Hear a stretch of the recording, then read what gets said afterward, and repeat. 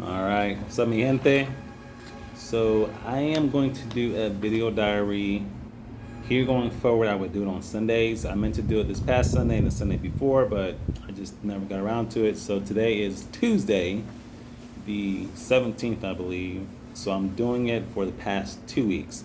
And starting this upcoming Sunday, I will do it every Sunday. So I'm going to share just basically what's been happening since our relocation, our move to the main island of Puerto Rico. We're in a neighborhood off in San Juan. The neighborhood is called Alto Rey. So some of the highlights, some things that have occurred on our very first morning. So we moved in on August 1, which was a Sunday. And the first morning that we had here, Lindsay woke up and early in the morning to a big ass roach on her arm, and ever since then she just been like, it's like PTSD. She just for the for like the first next week, she just late at night in the morning.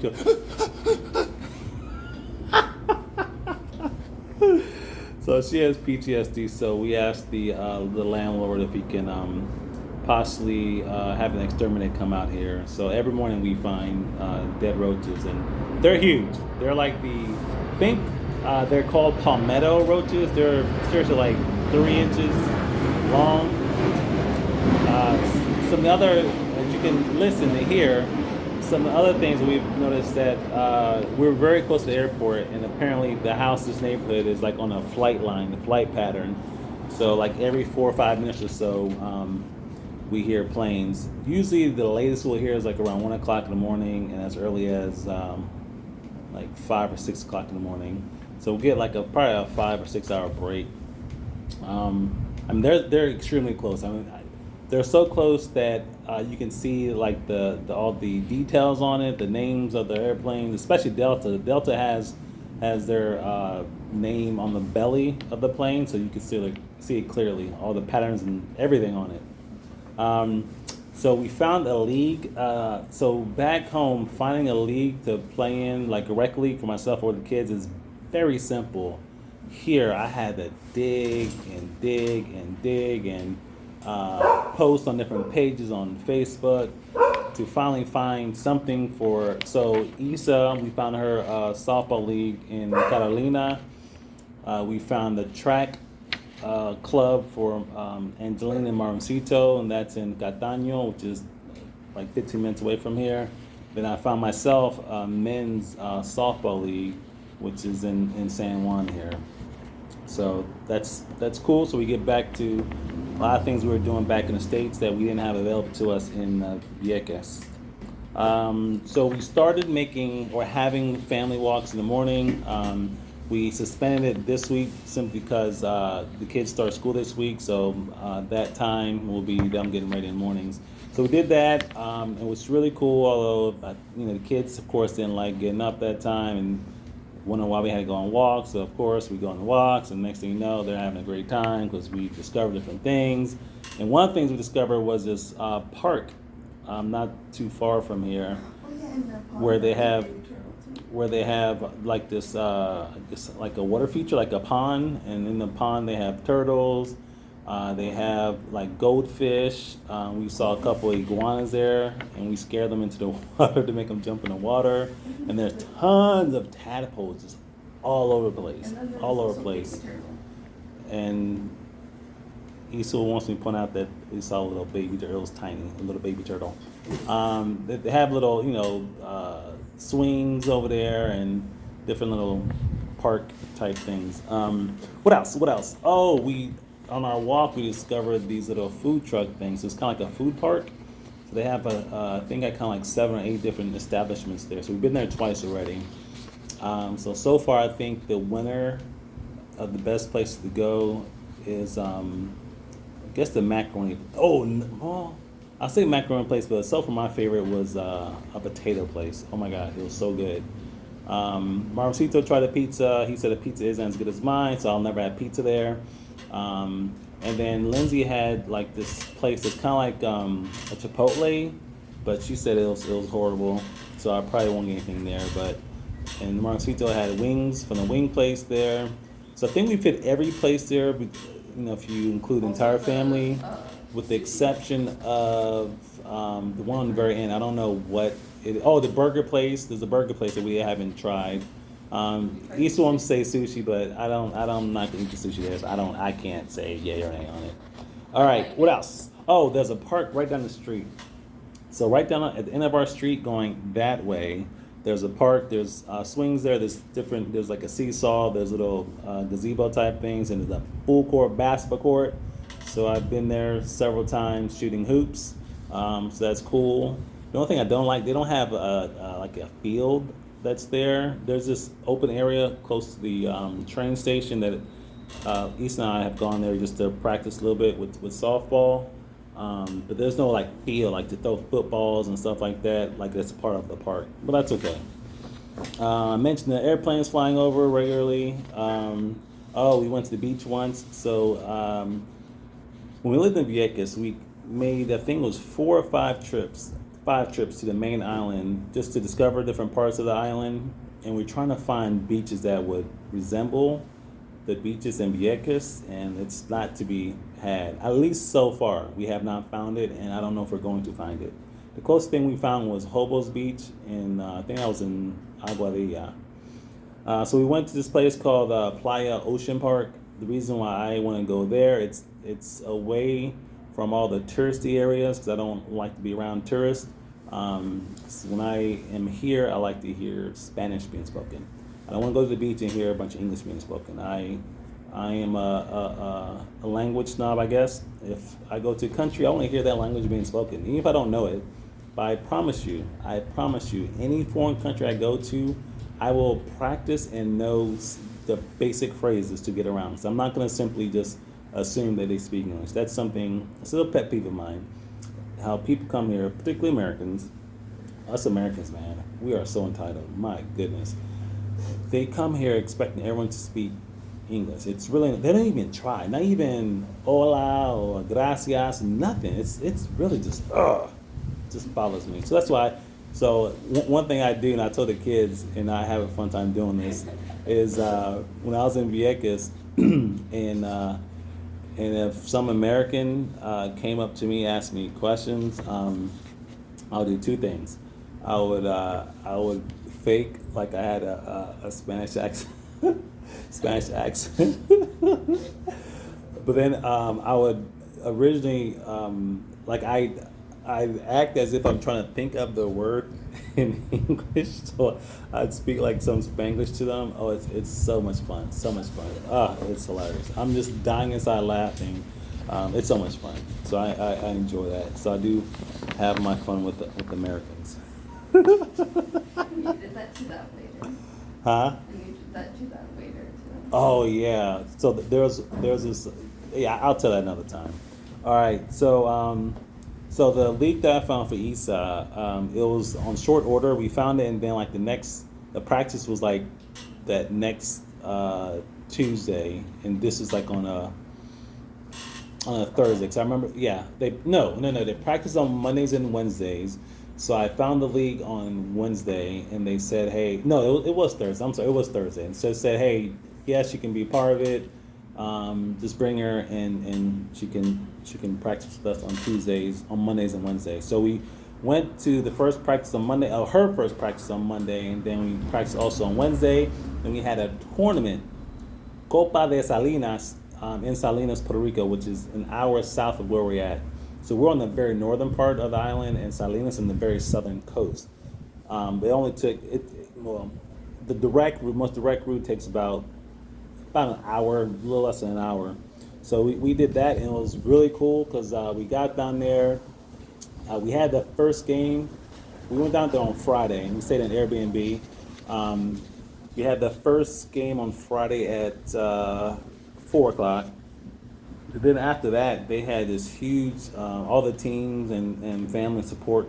They had a parade right down the main drag down Salinas Beach area. So that was really cool. They had like this marching band that led us all the way through, and it was awesome. It was just a great environment. And then we had two more games on Saturday, and then we were supposed to play on Sunday as well, but there was a tropical depression that came through. So the only teams that played on Sunday were the two finalists. And this team, first of all, I want to say I got this right. I saw this team play the very first day. They're the Mets of Mets de Guaynabo. I saw them play the first. I'm like, that team's gonna win it. They're just better than everyone. The way they carried themselves differently. The way they walked, it was different. The way they warmed up was different. Like it was like a true organization. Like they've been together forever, and they just do stuff right. It was really impressive seeing the age group, and they just ran through everybody. They beat the second best team in the final 11-0. These girls are legit. And Guaynabo is only about 20 minutes away from here. So if we were to stay here another year, which we're not, I would probably get Issa on that team because she would learn so much more on that team than our current team. But it's okay. It's all right. So the team she's on is 14 and under. So what I'm about to say, Issa's sitting right there in the hammock. What I'm about to say, she has not heard me say this, but I will say it now. Her Storm team that she last played on last year will beat her current team's ass. Yeah. So the team she's on before was 12 and under. The team she's on now is 14 and under, and the team is just not very good. It pains me. I knew it wasn't a good team. Our very first practice, they stand across from each other just doing, warming up the arms, and we have these girls who can't throw the ball to each other or can't catch it or flying it over each other's head. I'm like, oh my gosh, this is going to be a long, long season. But I was like, the good thing is that we got Issa back playing and getting back to the groove of things, so it's perfectly fine. So then Angeline and Marmcito, they had their first track practice last Thursday, and I didn't think Marmcito was going to make it. So I am proud of that boy that he did not quit. He wanted to. He came to us one time saying something was hurting him, and we were like, just go back out there. And he did it, and no issues. And he looked at us a couple times like, I don't want to be here. I hate this. It's hot, and I don't like running. But he had a great time. There were several moments where he was just hamming it up, having a good time. So they were supposed to go back today, but Angeline has back to school night, and back to school night plus his parents' night as well. So therefore we're not going to try practice today. What else? Oh, I booked a flight back to Virginia. I'm taking a business trip. So it'll be my first time back in Virginia in a year.